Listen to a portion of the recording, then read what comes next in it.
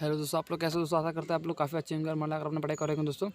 तो जैसे आपको पता है दोस्तों, अगर आप हमारे चैनल से लगातार जुड़े हुए हैं दोस्तों, तो आपको पता होगा कि हम इस चैनल पर लगातार जो है इंग्लिश ग्रामर से रिलेटेड हमने बहुत दो चैप्टर को हमने क्लियर कर लिया है, नाउन प्रोनाउन को, और उससे संबंधित हमने जो होते हैं ऑब्जेक्टिव क्वेश्चन को भी हमने बना लिया है दोस्तों। तो जैसे कि आपको पता है कि हम जो है एक दिन ग्रामर का एक दिन क्लास होता है, उसके बाद जो दूसरे दिन होता है या तो क्लास 10 या फिर क्लास 12 के बच्चों के लिए हम उनसे क्लास, उनके जो क्लास होते हैं उन क्लास के रिलेटेड हम क्वेश्चन आंसर कराते हैं। तो उसी प्रकार से आज हम लाए हैं बिहार बोर्ड क्लास 12 के बच्चों के लिए जो इंटर में पढ़ते हैं, उन बच्चों के लिए क्लास ये हिंदी का क्लास है दोस्तों। ठीक है, बहुत से बच्चे बोल रहे थे कि हिंदी का क्लास उनको चाहिए। ठीक है, तो हमने हिंदी का जो क्लास हम लाए हैं, इसमें जो है दोस्तों हमने क्या किया कि जो पार्ट जो उसमें क्लास 12 का जो पार्ट है, 2 पार्ट को हमने इसे बिल्कुल क्लियर कर दिया है। एक पार्ट जितने ऑब्जेक्टिव क्वेश्चन बन सकते थे, पहला पार्ट और दूसरा पार्ट से मैंने इसमें दोनों पार्ट को क्लियर किया, क्लियर कराने का मैंने प्रयास किया है। इसमें हमारा पहला पार्ट है बातचीत और दूसरा पार्ट है उसने कहा था। इस दोनों पार्ट का जितने भी ऑब्जेक्टिव क्वेश्चन इसमें से निकल सकते हैं हमने इसको निकाला है। ठीक है, इसमें हमने सिर्फ बातचीत को इसलिए नहीं रखा क्योंकि देखिए एग्जाम थोड़ा सा करीब भी आ रहा है, इसलिए थोड़ा सा जल्दी हम चाह रहे हैं इसमें दो चैप्टर इसमें अगर आपका लगातार खत्म हो जाएगा, उसके बाद फिर अगला वीडियो में फिर 2 चैप्टर, इस तरह से 2 चैप्टर करके जल्दी इसको हमको सीरीज को खत्म करना है। ठीक है, इसलिए और हमने यहाँ पर वैसे क्वेश्चन को लिया जो बिहार बोर्ड में बहुत ज़्यादा पूछे गए, वैसे क्वेश्चन को इसमें बहुत कम ही लिया गया जो नहीं पूछे जाते, ज़्यादातर जो पूछे जाते हैं वैसे क्वेश्चन को हमने इस पर कवर किया। ठीक है, चलिए तो बिना समय के गवाते आज से क्लास को हम करते हैं स्टार्ट। तो यहाँ पर आप देख भी सकते हैं, यहाँ पर लिखा हुआ है पार्ट, यहाँ पर जो पहला पार्ट इसमें हमारा है बातचीत, बालकृष्ण भट्टा द्वारा लिखा गया है। ठीक है, यहाँ पर आप देख भी सकते हैं यहाँ पर। तो ठीक है दोस्तों, यहाँ पर हमारा पहला क्वेश्चन क्या बोला जा रहा है, पहला क्वेश्चन में क्या देखिए, बालकृष्ण भट्ट किस काल के रचनाकार है। तो देखिए बालकृष्ण भट्ट जी है इनका जन्म हुआ था 1844 में हुआ था। ठीक है, तो ये हमारा आधुनिक काल के कवि है, बिल्कुल ये बालकृष्ण भट्ट जी है, हमको पता होना चाहिए कि बालकृष्ण भट्ट जी आधुनिक काल के कवि है। ऑप्शन नंबर डी इसका बिल्कुल हो जाएगा राइट। चलिए हम नेक्स्ट क्वेश्चन को बढ़ते हैं। नेक्स्ट क्वेश्चन में ठीक है, इसमें हमको 2 चैप्टर को देखना है। ठीक है, इसलिए थोड़ा सा जल्दी जितना हो सके वीडियो को हम देखेंगे। ठीक है, चलिए बालकृष्ण भट्ट की रचना बातचीत क्या है। तो देखिए बालकृष्ण भट्ट की रचना बातचीत जो है बिल्कुल आपको याद होना चाहिए। अगर आपको ये पहले से याद हो तो बहुत बढ़िया बात है, अगर पहले से आपको याद नहीं है तो आपको याद कर लीजिए। बालकृष्ण भट्ट की जो रचना जी है ये बिल्कुल एक ललित निबंध है, बिल्कुल इसका ऑप्शन नंबर जो है हमारा डी बिल्कुल राइट रहेगा। चलिए फटाफट वाला क्वेश्चन कर पढ़ते हैं। यहाँ पर क्या बोला जाए, उसके बातचीत शीर्षक निबंध के निबंधकार का क्या नाम है। देखिए बातचीत जो पार्ट इसको किसने लिखा है, काफ़ी ईजी क्वेश्चन, आपको पहले से भी याद होगा। तो एक काम के देखिए दोस्तों, ये जो क्वेश्चन है बहुत ईजी क्वेश्चन है। ठीक है दोस्तों, इसलिए चलिए देखते हैं आप लोगों को किसको याद है। तो देखिए आप लोग बहुत से स्टूडेंट क्या करते हैं, कमेंट करते हैं, बहुत से स्टूडेंट कमेंट नहीं करते, कोई बात नहीं, चलिए हम इसको बता देते हैं इसका आंसर क्या होगा। तो बिल्कुल बातचीत को लिखे हमारे बालकृष्ण भट्ट जी ही लिखे हैं, इसके नाम से पता चला। ठीक है दोस्तों, ऑप्शन नंबर ए बिल्कुल हमारा राइट होगा। चलिए अगले क्वेश्चन को फटाफट हम बढ़ते हैं। अगले क्वेश्चन में क्या बोला जा रहा है कि बालकृष्ण भट्ट का जन्म कब हुआ था। देखिए बालकृष्ण भट्ट का जन्म कब हुआ था, और क्वेश्चन काफ़ी विवेक क्वेश्चन दोस्तों। ठीक है, इसमें सब विवेक क्वेश्चन। ठीक है, इसलिए पहले से अगर आपको याद हो तो बहुत अच्छी बात है, और पहले से आपको याद नहीं है तो आप इसको याद कर लीजिए। ठीक है, तो बिल्कुल बालकृष्ण भट्ट का जो जन्म हुआ था 23 जून 1844 को हुआ था, यानी बिल्कुल इसका ऑप्शन नंबर जो हमारा बी बिल्कुल हमारा हो जाएगा राइट। चलिए ठीक है, फटाफट हम क्वेश्चन नंबर 5 की ओर बढ़ते हैं।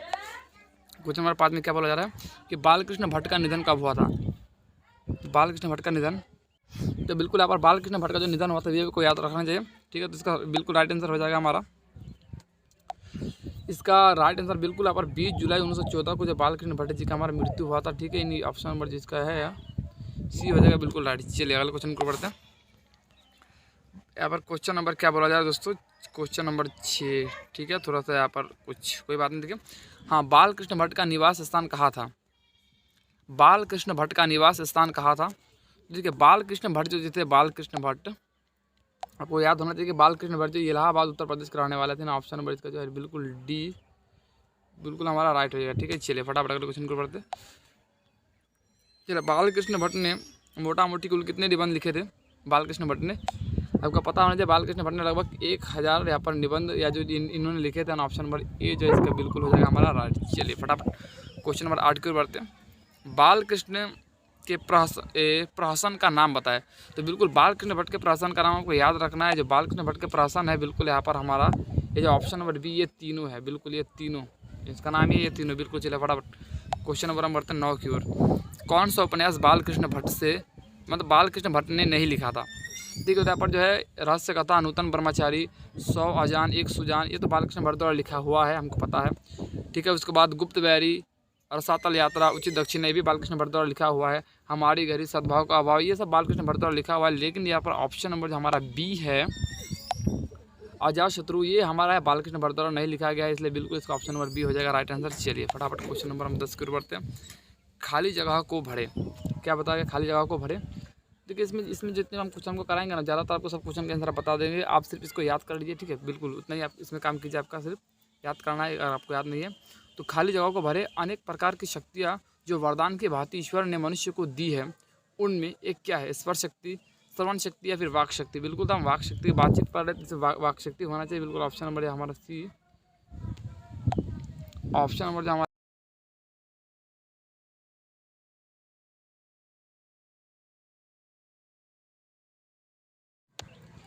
तो यहाँ पर जो हमारा होगा बिल्कुल प्रश्न नंबर जो यहाँ पर 10 है, इसका बिल्कुल सही आंसर हमारा हो जाएगा यहाँ पर वाक शक्ति, यानी ऑप्शन नंबर जो इसका सी बिल्कुल राइट हो जाएगा। चलिए फटाफट अगले क्वेश्चन कर बढ़ते हैं। क्वेश्चन नंबर यहाँ पर 11, एडिशन का मत क्या है। तो एडिशन का क्या मत है, सच्ची बातचीत 3 व्यक्तियों में भी हो सकती है, असल बातचीत सिर्फ 2 व्यक्तियों में हो सकती है, झूठी बातचीत 4 व्यक्तियों में होती है, सच्ची बातचीत 5 व्यक्तियों में हो सकती है। तो नहीं, बिल्कुल देखिए अगर आप पाठ को पढ़ेंगे तो आपको पता होना चाहिए इसमें, मतलब एडिशन ने मतलब बताया था एडिशन ने कि असल बातचीत सिर्फ 2 व्यक्तियों के बीच में हो सकती है। बिल्कुल इसका जो होगा ऑप्शन नंबर इसका बिल्कुल बी हो जाएगा राइट। चलिए फटाफट अगले क्वेश्चन कर बढ़ते हैं। Question number 12। चलिए क्वेश्चन नंबर 12 में क्या बोला जा रहा है, बातचीत शीर्षक निबंध किस विद्या की रचना है। तो आपको पता होगा पहले भी इस क्वेश्चन को पूछा, तो काफ़ी क्वेश्चन ये ईजी है। पहले मैंने आपको बताया था निबंध था या आलोचना था, बिल्कुल ये भी निबंध है। ठीक है, अगर आप पहले ही इस क्वेश्चन को पूछा गया था। ठीक है, तो बिल्कुल चलिए क्वेश्चन नंबर हम बढ़ते हैं आप 13 की ओर। क्वेश्चन नंबर 13 में क्या बोला जा रहा है कि बातचीत शीर्षक निबंध के अनुसार जो कुछ मवाद या क्वेश्चन नंबर 10 में क्या बोला जा रहा है कि बातचीत शीर्षक निबंध के अनुसार जो कुछ मवाद या धुआं जमा रहता है वह भाप बनकर निकल पड़ता है कैसे। बहस करने से, झगड़ा करने से, बातचीत के जरिए या फिर हंसने से।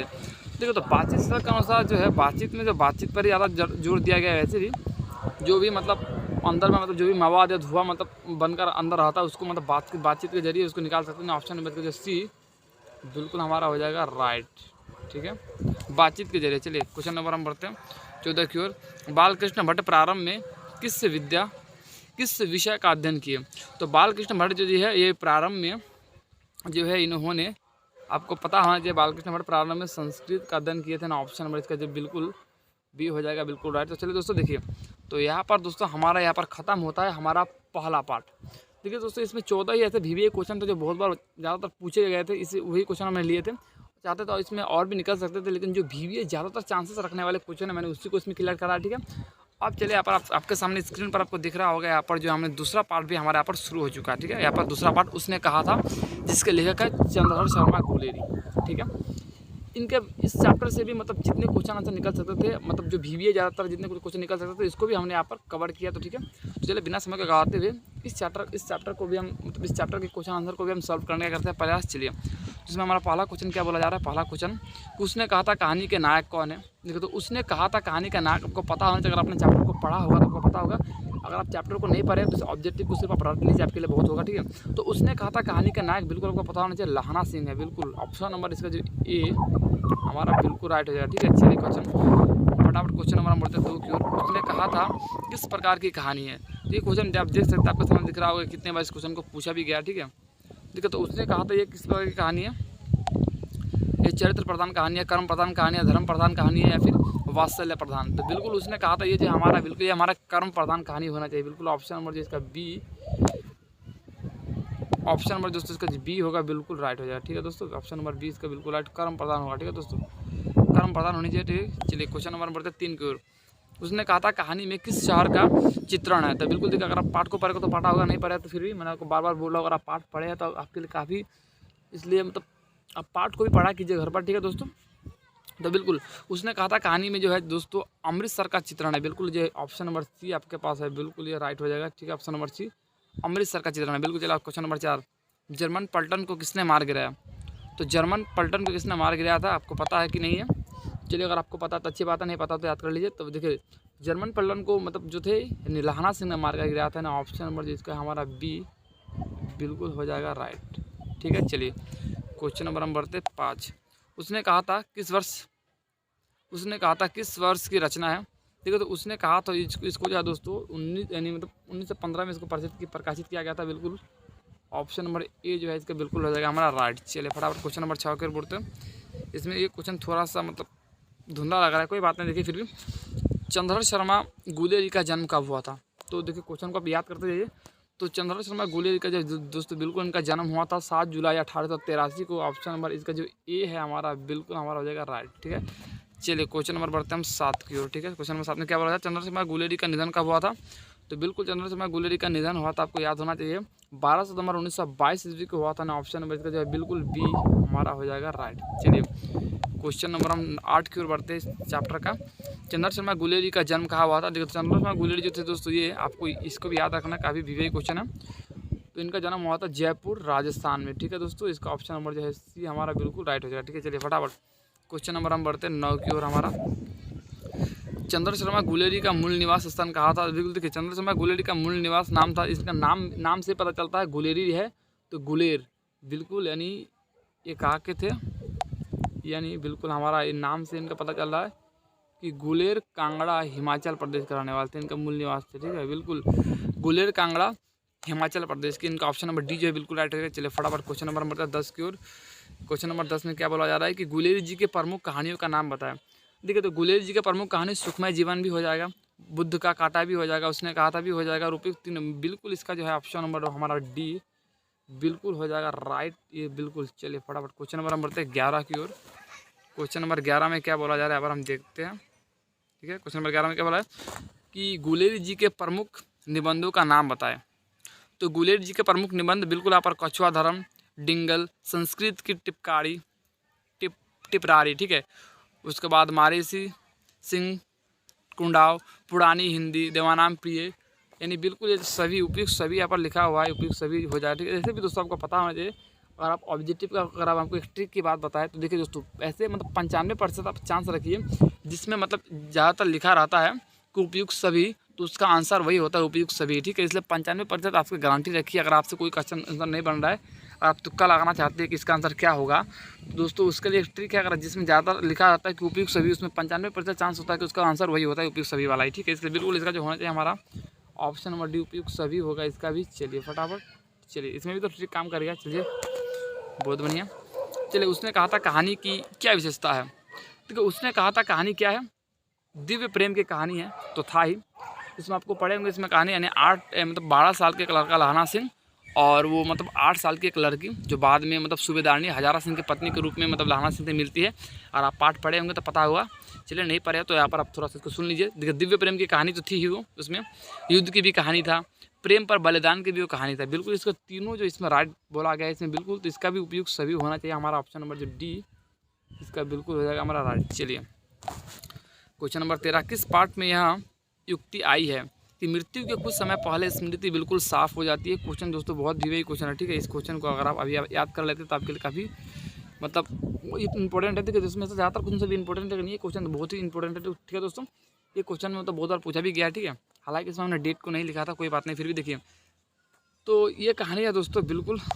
इसमें तो आप जिस पार्ट को पढ़ रहे हो उसी पार्ट से लिया गया होगा। बिल्कुल ये उसने कहा था ये मृत्यु के कुछ समय पहले स्मृति बिल्कुल साफ हो जाती है, उसने कहा था पार्ट से लिया गया। बिल्कुल ऑप्शन नंबर जो इसका है ये उसने कहा था, ये हमारा राइट होगा ऑप्शन नंबर। चलिए क्वेश्चन नंबर 14, गुलेरी जी ने किन पत्रिकाओं का संपादन किया। किन पत्रिकाओं का, देखिए समालोचक, काशी नगरी, प्रचारिणी पत्रिका, धर्मयुग, साप्ताहिक हिंदुस्तान या फिर वागार्थ। तो बिल्कुल इसका ऑप्शन नंबर जो होना चाहिए दोस्तों हमारा ये होगा बिल्कुल समालोचक, काशी नागरी, प्रचारिणी पत्रिका। ये थोड़ा सा बड़ा है लेकिन कोई बात नहीं, इसका सही आंसर बिल्कुल ये। चलिए फटाफट क्वेश्चन नंबर बढ़ते 15 की ओर। किन विषयों पर गुलेरी जी ने लेखन किया। किन विषयों पर, यहाँ पर प्राच्य विद्या इतिहास पर, पुरातत्व भाषा विज्ञान पर, सामाजिक विषय पर उपयुक्त या फिर तीनों। देखिए मैंने आपको ऐसे भी ट्रिक बताया था, आपको 95% में ये भी कहा जाता है बिल्कुल उपयुक्त तीनों। ऑप्शन नंबर जो इसका लिखित देखिए दोस्तों, और आप ट्रिक पर तुक्का पर तमाम विश्वास कीजिए, पढ़िए, पढ़ने से ही सब होगा। उस विश्वास उस तरह से जो स्टूडेंट नहीं पढ़ते उनके लिए होता है, कि मतलब चलिए जो उपयुक्त सभी लिखा है उसको मार देता है डायरेक्ट, 95% नहीं। आप कुछ 5% का भी आप रिस्क मत लीजिए, उस 5% को भी पूरा करने के लिए पढ़िए, ठीक है। बिल्कुल चलिए यहाँ पर क्वेश्चन नंबर 16, कुरमाई का क्या अर्थ होता है? कुरमाई का क्या अर्थ होता है दोस्तों? देखिए आपको पता होना चाहिए कुरमाई का क्या अर्थ है। बहुत लोग सोचेंगे कुरमाई का अर्थ विवाह होता है, ठीक है। देखिए नहीं, कुरमाई का अर्थ दोस्तों यहाँ पर आपको बिल्कुल पता होना चाहिए। कुरमाई का अर्थ दोस्तों यहाँ पर होता है आपका मंगनी। बिल्कुल ऑप्शन नंबर जिसका है बी हमारा राइट हो जाएगा, ठीक है दोस्तों। मंगनी होता है, थोड़ा सा इसको हम अच्छे से घेर देता है, बिल्कुल मंगनी होता है, ठीक है। इसका ऑप्शन नंबर बी बिल्कुल राइट। चलिए फटाफट क्वेश्चन नंबर बढ़ते 17 नंबर की ओर। इसमें भी ज़्यादा क्वेश्चन है, लगभग 20 क्वेश्चन इसका भी है, ठीक है। चलिए बिना फेरे घोड़ा बिगड़ता है और बिना लड़े सिपाही, यह पंक्ति किस कहानी में है? दोस्तों आपको पता होगा ये बात जो मतलब लहाना सिंह बोले थे, ठीक है। बिल्कुल इसका जो है लहाना सिंह जो आपको पता है उसने कहा था कहीं पाठ का ये मतलब ये नायक है, तो बिल्कुल उसने कहा था पाठ से इसको भी लिया गया है। बिल्कुल ऑप्शन नंबर जो है इसका हमारा हो जाएगा ऑप्शन नंबर डी, बिल्कुल राइट, उसने कहा था, ठीक है। चलिए क्वेश्चन नंबर हम बढ़ते हैं 18 की ओर। क्वेश्चन नंबर 18 में क्या बोला गया है दोस्तों? देखिए लहाना सिंह के भतीजे का क्या नाम था? लहाना सिंह के भतीजे का नाम, देखिए लहाना सिंह के भतीजे का नाम क्या था? कीरत सिंह, तीरथ सिंह, जीमन सिंह, इनमें से कोई नहीं। तो आपको पता होना चाहिए कि लहाना सिंह का जो भतीजा था उनके भतीजा का नाम था बिल्कुल कीरत सिंह ना। ऑप्शन नंबर जो इसका है हमारा दोस्त बिल्कुल हो जाएगा कीरत सिंह यानी ऑप्शन नंबर ए बिल्कुल राइट है, ठीक है दोस्तों। चलिए फटाफट ये भी हो गया हमारा। आइए आज का हमारा लास्ट क्वेश्चन 19 नंबर क्वेश्चन, लहाना सिंह कहाँ के रहने वाले थे? देखिए तो लहाना सिंह कहाँ के रहने वाले थे दोस्तों? मांझे के, मगरे के, गुरु बाजार के या फिर नगरकोट के। तो कहाँ का रहने वाले थे दोस्तों? ये लास्ट क्वेश्चन, अभी तक हमने आपके लिए एक भी क्वेश्चन हमने नहीं छोड़े, लेकिन ये लास्ट क्वेश्चन मैं आपके लिए छोड़ रहा हूँ। आप इसका जवाब कमेंट कीजिए, कैसे भी देखता है आप लोगों का कितना जवाब सही आता है। लास्ट क्वेश्चन मैं आपके लिए छोड़ रहा हूँ, ठीक है दोस्तों। काफ़ी ईजी क्वेश्चन है, लहाना सिंह कहाँ का रहने वाला था। 19 नंबर क्वेश्चन का जवाब आप कमेंट कीजिए इसका जवाब, ठीक है। तो चलो दोस्तों, आशा करते हैं आपको वीडियो काफ़ी अच्छा लगा होगा। अगर आपको अच्छा लगा होगा तो अभी वीडियो को भी कर दीजिए लाइक, चैनल को अगर अब तक आपने सब्सक्राइब नहीं किया है तो चैनल को भी अभी कर दीजिए सब्सक्राइब, ठीक है दोस्तों। और आपके मतलब और भी जितने मतलब डियर फ्रेंड्स होंगे उनके पास भी इस वीडियो को शेयर कर दीजिए, ठीक है दोस्तों। तो आज के लिए बस इतना ही, ठीक है। तो मिलते हैं आपके साथ अगले वीडियो में किसी अगले टॉपिक के साथ, ठीक है दोस्तों। तब तक के लिए जय।